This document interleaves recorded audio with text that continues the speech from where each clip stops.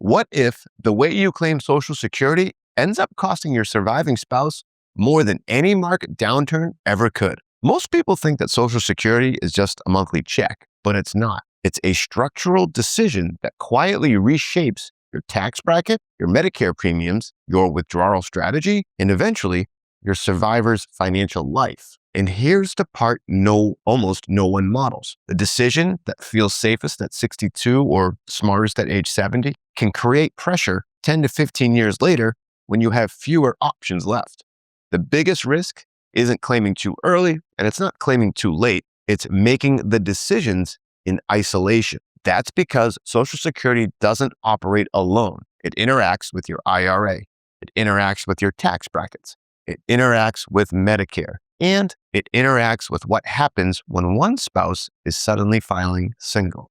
And once you pull that lever, you can't reverse it. So today, we're not going to run a break-even chart. We're walking through the structural shifts most couples never see coming and why understanding this before retirement changes everything. If you're new here, we are Rubino and Lang Wealth Partners. And for over 25 years, we've helped people navigate the transition to and through retirement, not just by maximizing income, but by coordinating a system. Let's get into it. First, we need to address why Social Security isn't just income. And to help articulate that, let's introduce David and Susan. David is 65, Susan is 61. They have $2.5 million in their retirement portfolio. Roughly 80% of that, so $2 million, is in a traditional IRA account. They have $400,000 in a Roth IRA and about $100,000 in savings. They want to retire comfortably. They want to travel more, help their grandkids with college, and maybe upgrade the kitchen in a few years. Their spending target, $130,000 per year, adjusted for inflation over the years. They also want to do something else. When they're both gone, they'd like to leave each child a meaningful inheritance, maybe $75,000 to $100,000 each. Not a fortune, but something intentional. And on paper, this feels very doable. Their Social Security benefits at full retirement age, which is age 67 for both of them. For David, that's $35,000 a year, and Susan, it's $30,000 a year. They sit at the kitchen table and they start asking the questions that most couples ask. Should we start claiming now and get some guaranteed income right away? Should we wait until our full benefits at 67? Or do we wait until age 70 and get a guaranteed 8% increase for each year we delay? They've read the articles, which vary from delay to age 70, you get 8% per year, and it's the safest move to take Social Security as soon as you can to capitalize on income in your healthy years. And both sound responsible, mathematically efficient, and smart, right? But here's what David and Susan don't realize. They're treating Social Security as a monthly check decision when it's not. It's a structural decision that changes how the rest of their retirement behaves. Most retirement decisions feel flexible. You can adjust spending, you can shift your investments, and you can rebalance for risk. But Social Security isn't flexible in the same way. When you claim, you're locking in that benefit structure. And that structure, it affects your taxable income, how much of your Social Security becomes taxable, whether you trigger IRMA, how much pressure your portfolio carries, and then what that surviving spouse inherits later. People think that the decision is about maximizing a check, but it's really about understanding what that check does to everything else that we just mentioned. Let's start with something most retirees misunderstand. Up to 85% of your Social Security benefit can become taxable. The IRS doesn't look at your adjusted gross income to decide that. It uses something called provisional income. That formula includes half of your Social Security benefit, all of your other taxable income, and any tax-exempt interest. Once provisional income crosses certain thresholds, the IRS begins including more of your Social Security benefit in taxable income. Currently, for married couples, if you have between $32,000 and $44,000 of provisional income, up to 50% of your Social Security becomes taxable. Over $44,000, up to 85% becomes taxable. Now, if that felt technical, stay with me because this isn't about memorizing thresholds. It's about understanding that the system quietly counts more of your income than most people expect, and that changes everything downstream. So, looking at David and Susan's example, if they claim only David's Social Security today, again at age 65, so slightly reduced from his full retirement age, that would be about $30,000 a year in Social Security income. Half of that, $15,000, would count toward their provisional income. So if other taxable income is anything over 17 grand, part of the income on their Social Security half of it is added to their ordinary income. So again, $15,000 would be added to their AGI when calculating their marginal tax rate. If they have over $29,000 in additional income that year, up to 85% of that becomes taxable. That's $25,500. And keep in mind, $29,000 a year in taxable income is a little over $2,400 a month.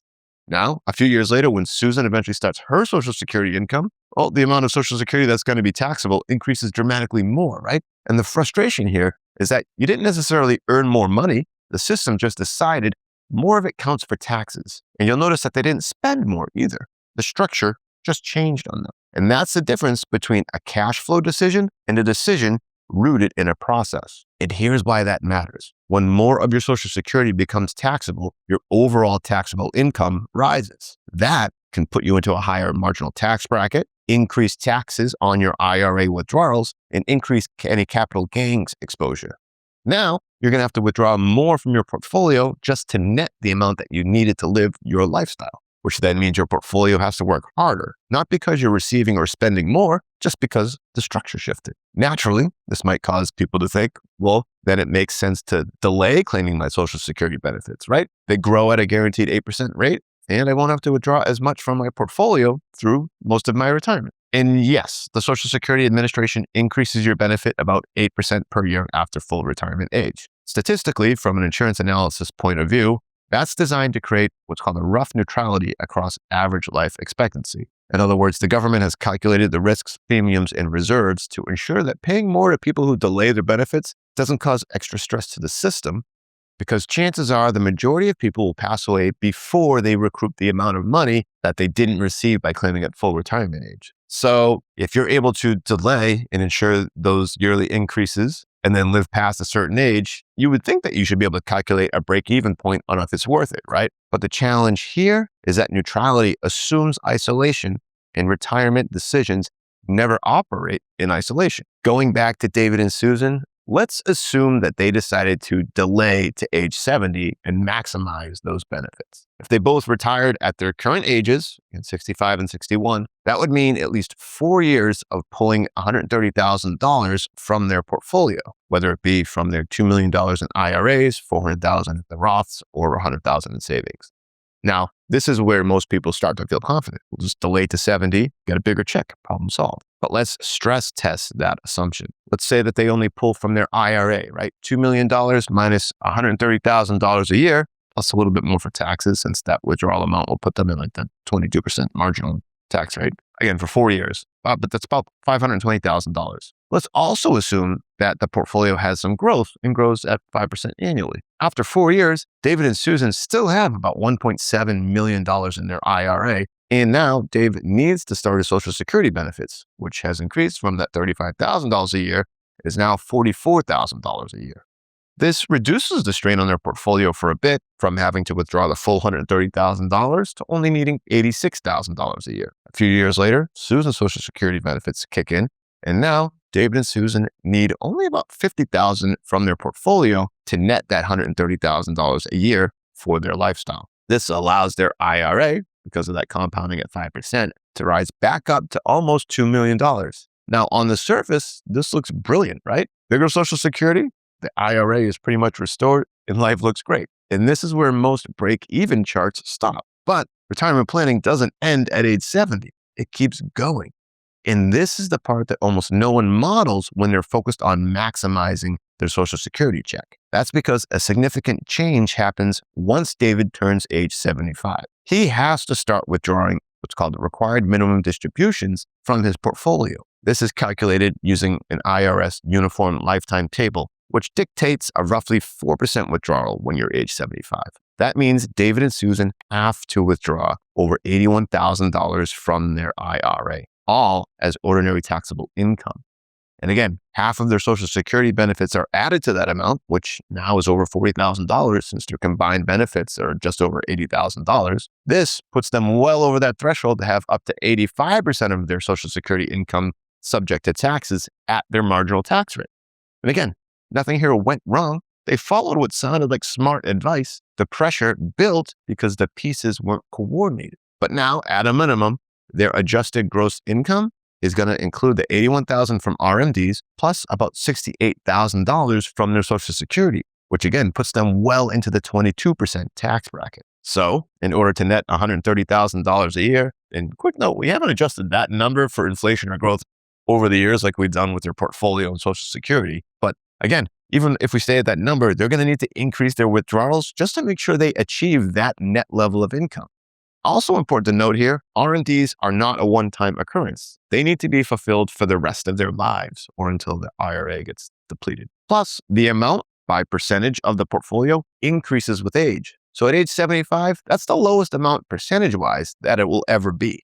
This means that David and Susan are forced to draw down from an account that they thought were growing to leave as an inheritance for their loved ones. Real quick, if you are within 5 to 10 years of retirement and you'd like help seeing how these decisions interact inside of your retirement decision, not just in theory, but with your actual numbers, click on the link below and set up a call to help you get oriented and figure out your next move for what matters most for you. Income strategy, tax strategy, withdrawal timing, Social Security, or risk control. Because retirement works best when you create a system that works with you, not against you.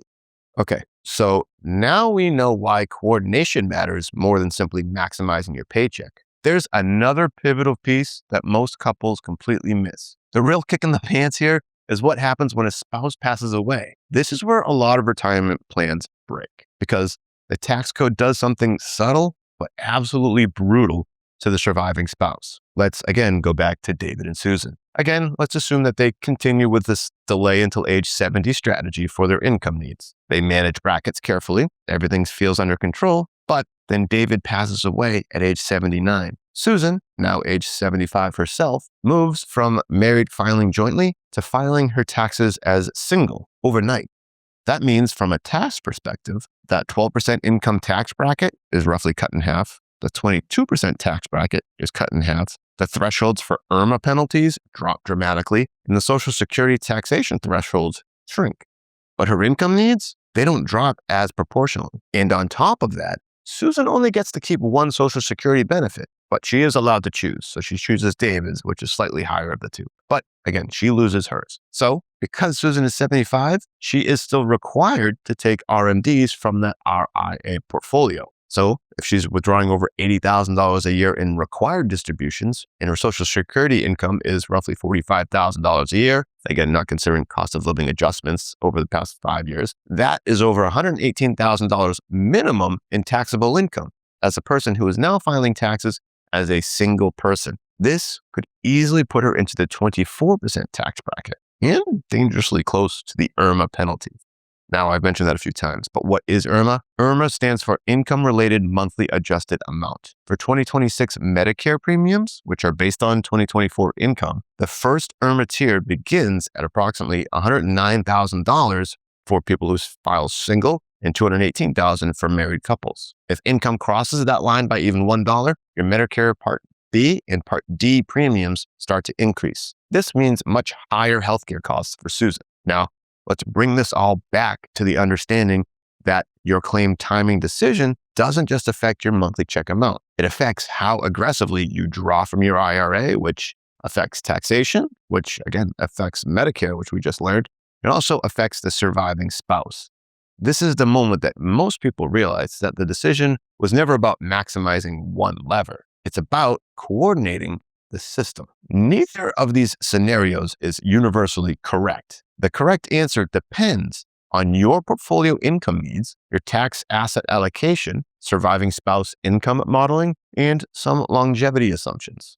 The strategy is not maximize income. The strategy should be to coordinate and optimize. This is where planning becomes either brilliant or very expensive, right? Because if David and Susan had used their 60s to gradually reduce their IRA by making strategic conversions, like it's converting some of that tax-deferred money into Roth money and keeping bracket exposure manageable, then Susan's forced income later on in life might look more like a $45,000 RMD instead of an $80,000 RMD. That results in a lower adjusted gross income, which means less Social Security taxation, lower to no IRMA penalties, and a larger, potentially more tax-favorable inheritance to her kids.